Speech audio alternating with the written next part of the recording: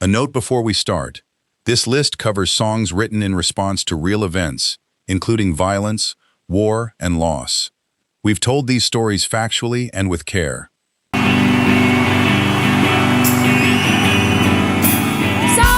Most protest songs are written well after the fact, with years to think it over and get the details right.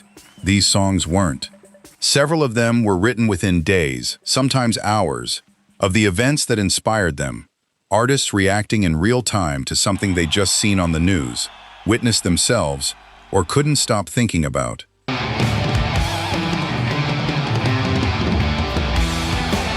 That immediacy is part of what makes these songs hit differently from most historical rock trivia. They aren't reflections written from a safe distance. They're closer to first drafts of history, set to music, often finished before anyone involved had fully processed what they just lived through. Winning song from the movie Philadelphia, Bruce Springsteen. Welcome back to Rock Chronicle. These are 10 rock songs inspired by real tragedies, counting down to the story that was written, recorded, and rushed onto the radio in less than 3 weeks. Number 10, For What It's Worth, 1967.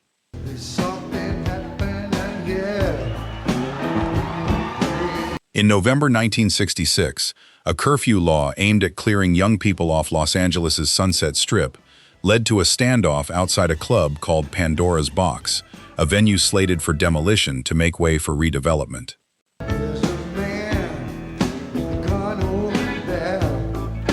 What started as a peaceful crowd of demonstrators, sitting in the street holding hands and singing, ended with police in riot gear moving in with nightsticks to break it up, arresting and forcibly clearing bystanders as the confrontation escalated.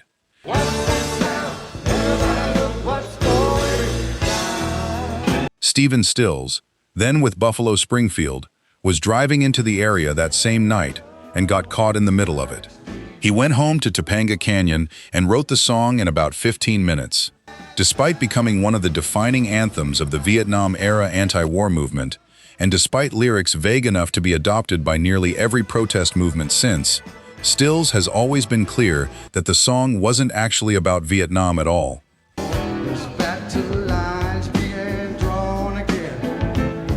It was about a curfew dispute on one specific street, in one specific American city, that happened to capture a much bigger mood. Number 9, The Trooper, 1983.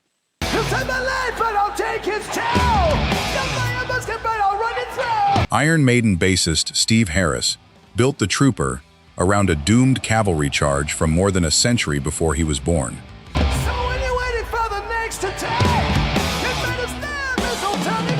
On October 25, 1854, during the Crimean War, British light cavalry received a badly miscommunicated order and charged directly into Russian cannon fire at the Battle of Balaclava.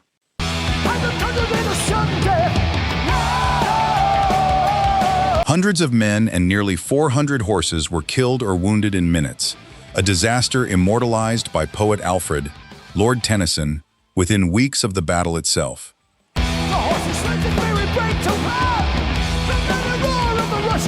Harris, an avid reader of military history, told the story from inside the charge, giving voice to a soldier riding to almost certain death.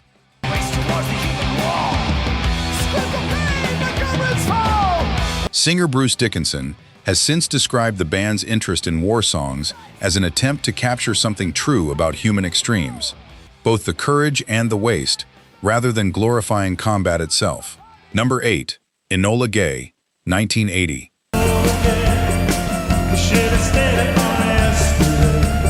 Andy McCluskey of OMD was a self-described World War II aircraft geek long before he was a pop star.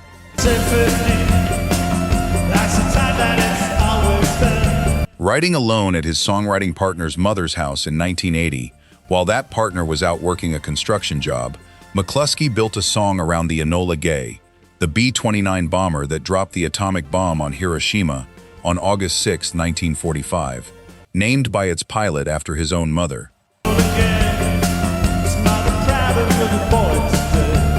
McCluskey has said he never intended the song as a simple condemnation. He wanted it to sit inside the same moral question historians still argue over. Whether the bombing, which killed well over 100,000 people, prevented an even larger loss of life by ending the war.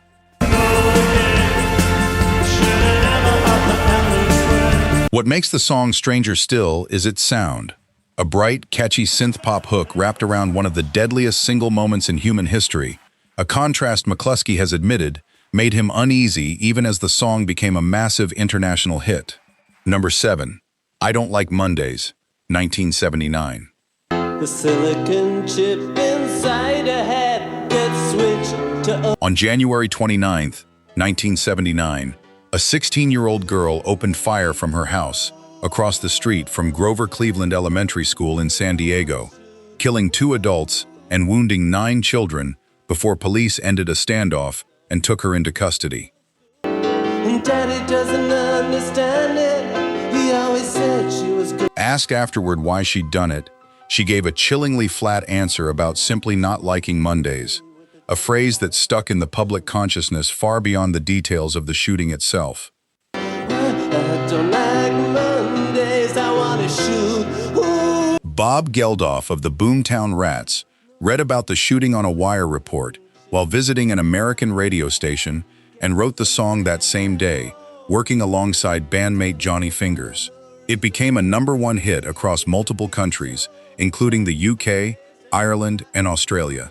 Sweet 16 ain't that peachy keen, but it ain't so neat to. Geldof has since said he came to regret it, admitting the song made the shooter more famous than she otherwise would have been.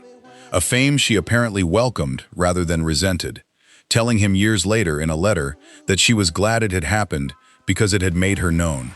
Number 6. Hurricane, 1975. Pistol shots ring out in a barroom night. Reuben Hurricane Carter was a top contender for the middleweight boxing title when he was arrested in 1966 and convicted, alongside a co-defendant, of a triple murder in Paterson, New Jersey, largely on the word of 2 witnesses who were themselves committing a burglary nearby that night, and later gave inconsistent, shifting accounts of what they'd seen. Here comes the story of the hurricane. The man. Bob Dylan read Carter's autobiography in 1974, became convinced the conviction was built on racial bias and unreliable testimony, and traveled to visit Carter directly in prison at Rahway State.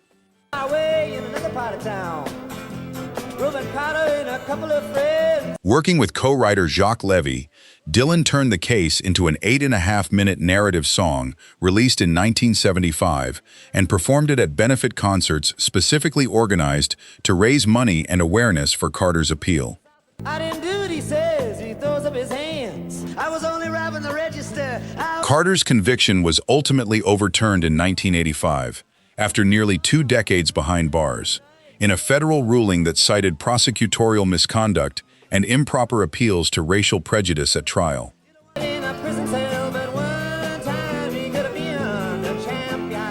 Dylan's song didn't win Carter's freedom by itself, but alongside campaigns from figures like Muhammad Ali, it kept his case in the public eye at a moment when it might otherwise have quietly faded from view.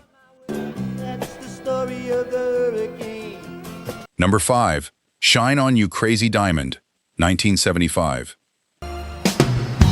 Remember when you were young? In June 1975, Pink Floyd was inside Abbey Road Studios, finishing a song written for and about their former bandmate Syd Barrett, who'd left the group years earlier after his mental health deteriorated sharply, worsened by heavy drug use.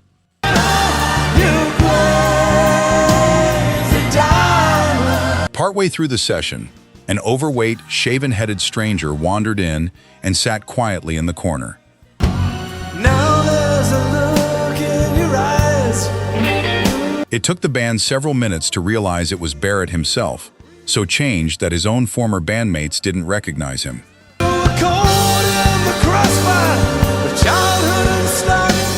Roger Waters reportedly broke down in tears. It was the last time any of them ever saw him. By shadows at night. Shine On You Crazy Diamond became the emotional spine of the album Wish You Were Here, a tribute written for a friend who was, by the day they finished it, quite literally sitting in the room, changed beyond recognition by the very decline the song was mourning. Number 4, Zombie, 1994.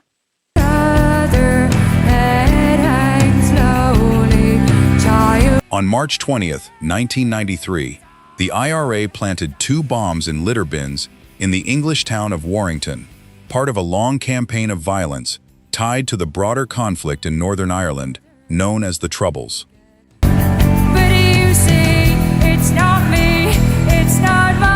The second explosion killed 3-year-old Jonathan Ball and 12-year-old Tim Perry, and injured dozens of others out shopping that Saturday afternoon. The Cranberries were on tour in the UK at the time, and singer Dolores O'Riordan watched the news coverage from the band's tour bus.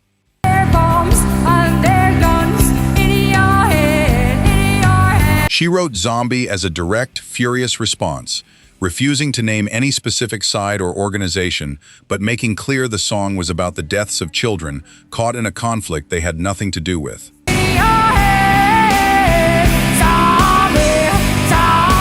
Released the following year, it became the band's biggest single, topping the charts in 5 countries despite, or perhaps because of, its unusually raw and political tone for a band better known at the time for gentler material.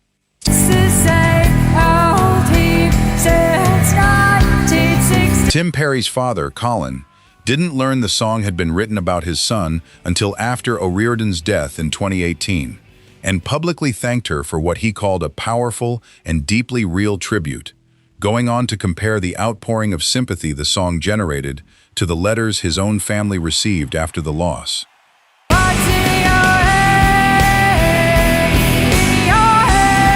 Number 3, Streets of Philadelphia, 1994. Bruised and battered, I could tell what I felt I was. In 1993, director Jonathan Demme asked Bruce Springsteen to write a song for Philadelphia, one of the first mainstream Hollywood films to take on the AIDS epidemic directly, starring Tom Hanks as a lawyer dying of the disease after being fired for it.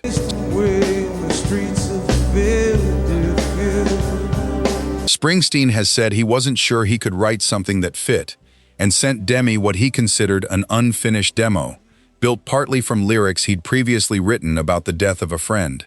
Voices of friends vanished and gone. Demme loved it exactly as it was. Streets of Philadelphia became the film's opening theme, won an Academy Award and multiple Grammys, and is widely credited with helping bring a subject much of mainstream America had avoided directly into the culture, at a moment when AIDS was still heavily stigmatized and widely misunderstood. Leave each other alone like it's on the streets of Philly. Number 2, Sunday Bloody Sunday, 1983. Sunday, Bloody Sunday. On January 30th, 1972, British soldiers opened fire on unarmed civil rights marchers in Derry, Northern Ireland, killing 14 people, most of them teenagers and young men. I can't believe the news today. U2's Bono was 11 years old at the time, and the event became one of the defining memories of his childhood, part of a conflict that would go on to shape Northern Ireland for the rest of the century. How long must we sing this song? Working on the band's 1983 album War, Bono initially drafted lyrics that took direct aim at the IRA, before deliberately pulling back, choosing instead to condemn the violence itself, without picking a side in a conflict where nearly every Irish family, North and South, carried strong and painful feelings. Broken bottles under children's feet. He's introduced the song in concert for decades with the same clarification. This is not a rebel song. Despite that disclaimer, the record label reportedly urged the band to soften the title, worried the word bloody would keep it off the radio. The band refused, and it remains one of the most direct musical responses to a single day of political violence ever written by a major rock band. Number 1, Ohio, 1970.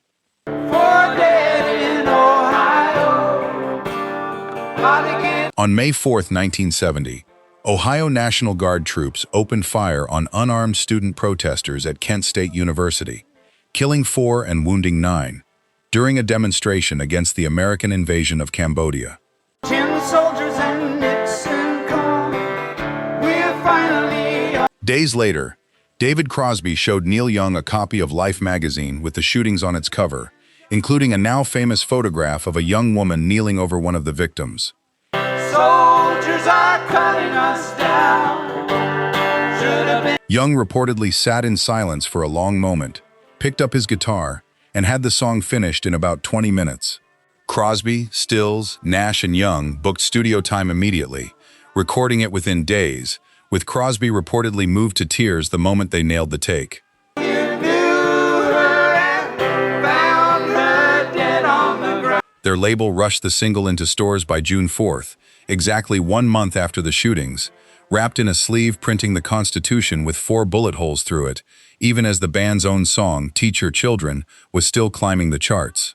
How can you run when you know? From a photograph in a magazine to a national radio single in under 3 weeks, few songs in rock history have ever closed the distance between real tragedy and recorded response quite that fast.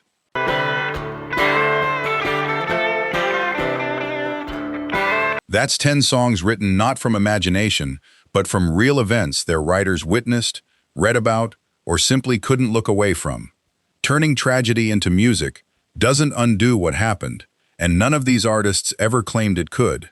But in each of these cases, it kept something from being quietly forgotten and gave millions of listeners who weren't there a way to actually feel the weight of it. If this moved you, that's exactly what Rock Chronicle is here for. Subscribe, and join us next time as we open the door on more songs that came from somewhere real.